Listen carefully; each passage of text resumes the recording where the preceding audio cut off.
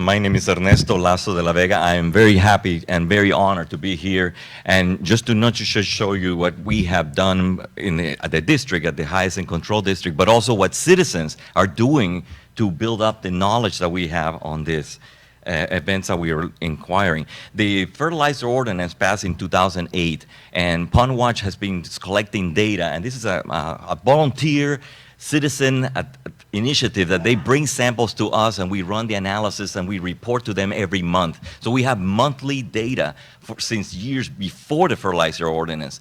And because of that, some of the citizens, in fact, before I say that, I wanted to also let you know that the data that we collect for Pond Watch is being placed in their water atlas, which is amazing because they have access to all this information. Each one of those black dots that you see in that map represents a pond from Pond Watch, and they are all scattered around the county. So we are providing, but this is a Lee County only effort. So the volunteers, they bring the samples, and there's a plethora of and they are amazing because they are taking legions of their own ponds, their own stormwater ponds. And some of them provided the idea of, why don't we analyze before and after the fertilizer was in place? And this gentleman here, Jim Ryan, he actually helped us, helped me with the whole analysis. We took 4 years before the fertilizer was in place and 4 years after with the Pond Watch data. And the data show that the fertilizer indeed worked out, because all the green boxes that you see there, all the boxes, it means that the fertilizer phosphorus and chlorophyll has decreased, and some at one extent in the nitrogen has decreased before it was high, and after the fertilizer was in place has decreased. So that was a great incentive, because we have every pond there. They're in a similar situation. They're not like golf courses versus ponds, small. They all have a similar condition, stormwaters, same size, surrounded by homeowners who take landscapers who come and do their work. So this was a document that we presented at the summit, and we did a paper, and this paper was presented also in other counties where they can pass the Fertilizer Ordinance, thanks to that have evidence about the effectiveness of the Fertilizer Ordinance. I was very happy to have this document, and again, the homeowners, I feel proud because the collection of that data meant something, and now is something that we can see. But with this Fertilizer Ordinance, there were unintended consequences, and one of those is what another homeowner. This is a pond at Heritage Cove. Bernie Ponsowski, he came up with the idea, because you see all that fingering. This is one pond that has all those fingers. And that pond, he decided, why don't we sample all these different locations? And there was an event. The black arrow that you see there is the rain event that is in October. So after the Fertilizer Ordinance blackout, which is from June to September, after that blackout, October comes, and it comes at rain. And for a long time between the beginning of October to that event, there was a dry, no rain. So he says before that rain event, he took samples. All those yellow numbers that you see are sites that he took from that pond. We took it before and after. So the before on the ammonia graph that you see there, the orange bar represents the after.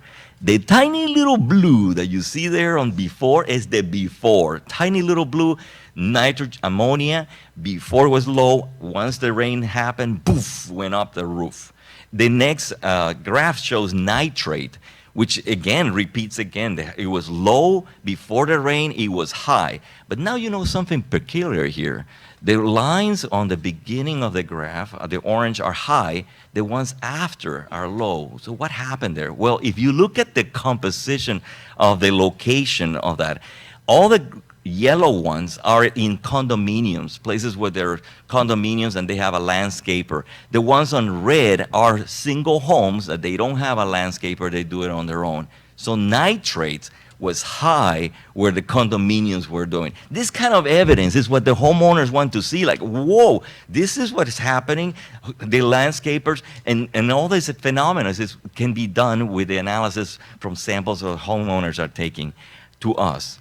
That was nitrate. I want to show you now phosphorus. Something similar there. I don't want to make too much of a big deal, but now the opposite happened in phosphorus. Now the red ones, the ones in the single homes, is where phosphorus increased, where the other ones on the condominiums did not. So what does that mean?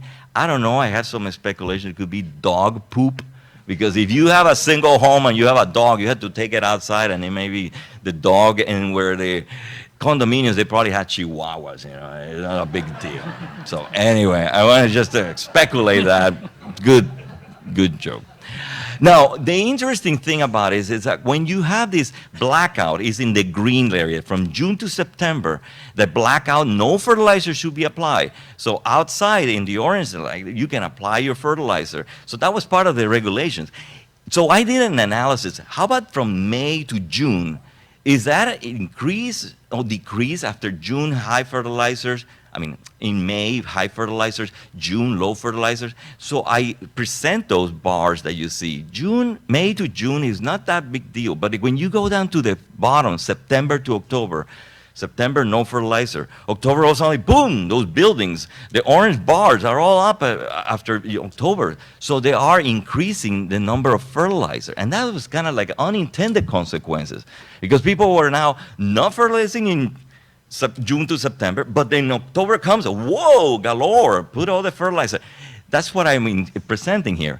However, don't panic, because I did this analysis for Pond Watch data, everything, homeowners, golf courses, everybody. I took the average. So in the year 2010, you see a little bit. Oh, let me explain this graphic. It's kind of confusing. So May to June, if May is high and June is low, then you have a positive number. Therefore, the blue is a positive number difference.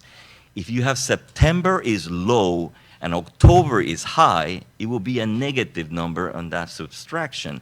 So therefore, the red is negative. And if you have a huge negative, like in 2011, the one I just showed you, whoa, that is a huge difference between September and October.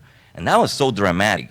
But the good news is that people have learned throughout the years. You see that differential is getting less, and last 2 years, 18 has been the very minimum. So they have finally learned not to put so much fertilizer in October. So they're cutting it out, and that differential that existed at the beginning of the fertilizer, right after the fertilizer was passed, is not happening anymore. It's becoming reduced.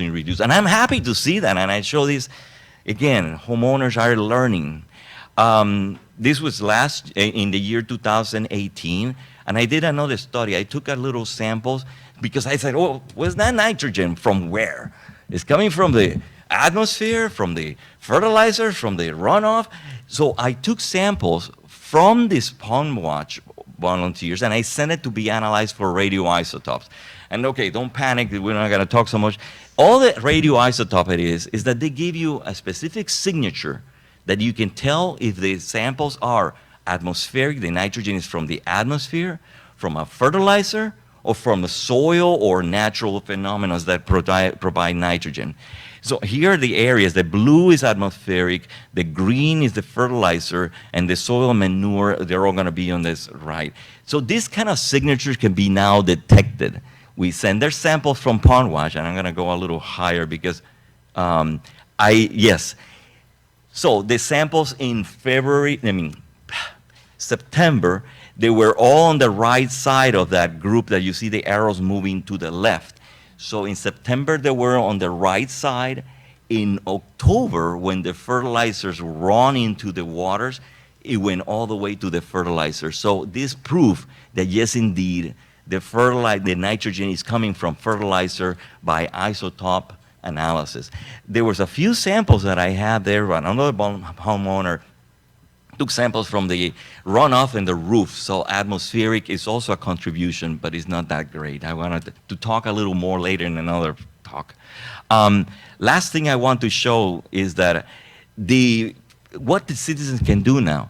There are tools in the Lee County website. There is a calculator for fertilizer, and the citizens now can go there and then take this tool and then apply it to their home to find out what fertilizer are you using on the left, how much is the area that you're going to do. They even have a map there that it can tell you, okay, that's the fertilizer area that I'm going to be applying, how much I should apply, how much per year, the phosphorus, the nitrogen.